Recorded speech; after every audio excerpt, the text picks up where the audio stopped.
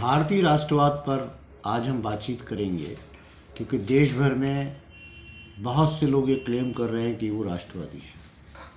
लेकिन आप सब जानते हैं कि हमारे देश में जितनी भी सरकारें रहीं उन्होंने जो राष्ट्रवाद की मुख्य बातें हैं, जैसे राष्ट्रभाषा का महत्व, तो अभी तक भारत की कोई राष्ट्रभाषा नहीं है।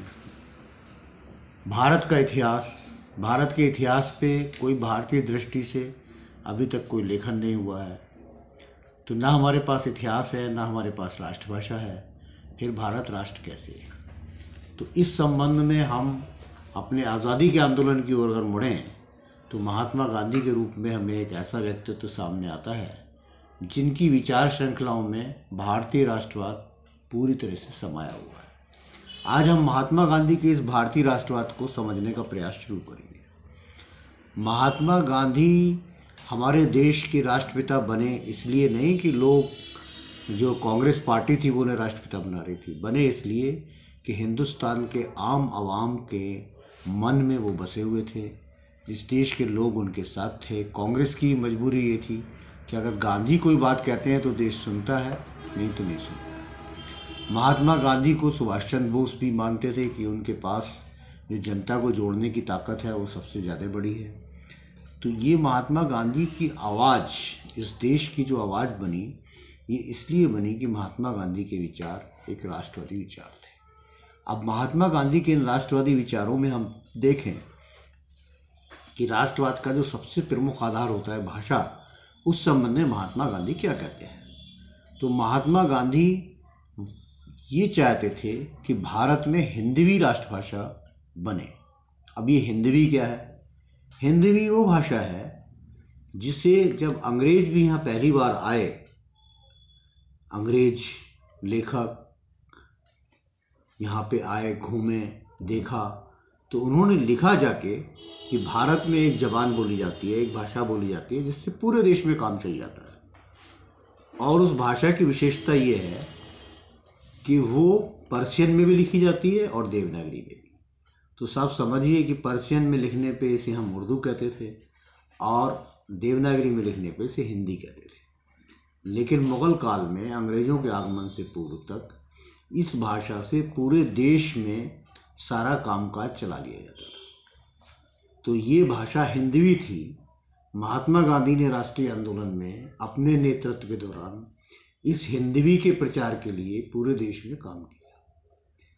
लेकिन दुर्भाग्य हुआ कि अंग्रेज़ों ने जो षड्यंत्र वो रखा था 1857 के बाद से इस हिंदवी ज़बान को बांटने का, जो वो हिंदू मुसलमान को बांटना चाहते थे 1857 के बाद, उन्होंने उसके लिए फोर्ट विलियम कॉलेज के प्रोफेसर गिलक्राइस्ट के नेतृत्व में एक टीम बनाई। उसमें कुछ मौलाना नियुक्त किए गए और कुछ पंडित नियुक्त किए गए, ब्राह्मण नियुक्त किए गए, और ऐसे लेखन की शुरुआत कराई कि इस हिंदवी में फारसी शब्दों को बढ़ाना है, संस्कृत के शब्दों को निकालना है।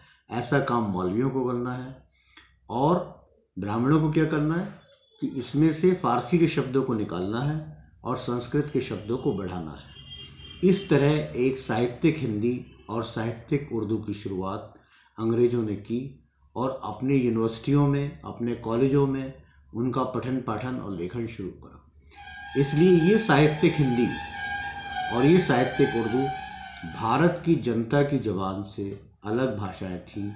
इसलिए भारत की जनभाषाएं ये ना बन सकी, ये पढ़े लिखे लोगों की भाषाएं बन के सामने आई। अब राष्ट्रीय आंदोलन में क्या होता है कि जब महात्मा गांधी हिंदवी की वकालत कर रहे हैं देश भर में, तो उस समय बनारस में एक ग्रुप बन के, हिंदी साहित्य परिषद वगैरह के ग्रुप बन के, और उन्होंने साहित्यिक हिंदी की वकालत शुरू कर दी। अब हिंदी को रूप मान के ये जो प्रचार तंत्र चला उसमें महात्मा गांधी की हिंदवी को दबाने की कोशिश की गई। उधर उर्दू को मुसलमानों की भाषा घोषित करके मुस्लिम लीग ने ये घोषित कर दिया कि उर्दू ज़बान अलग है जो केवल मुसलमान बोलते हैं, पूरे भारत की भाषा नहीं है।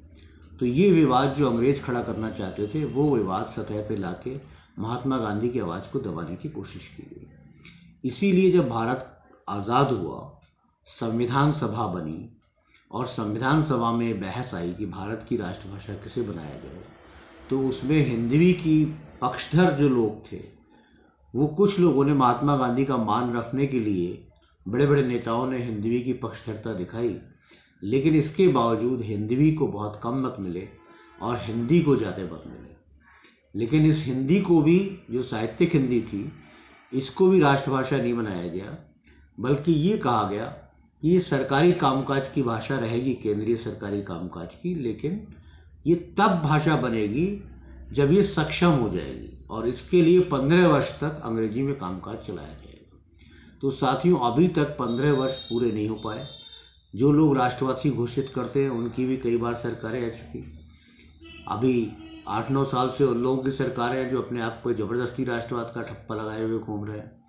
लेकिन आप देखिए कि उन्होंने हिंदी को आज तक राष्ट्रभाषा नहीं बनाया, और भारत की कोई राष्ट्रभाषा उन्होंने नहीं बनाई, और अंग्रेजी जो है उस सिंहासन पे अप्रत्यक्ष रूप से आज भी मौजूद है।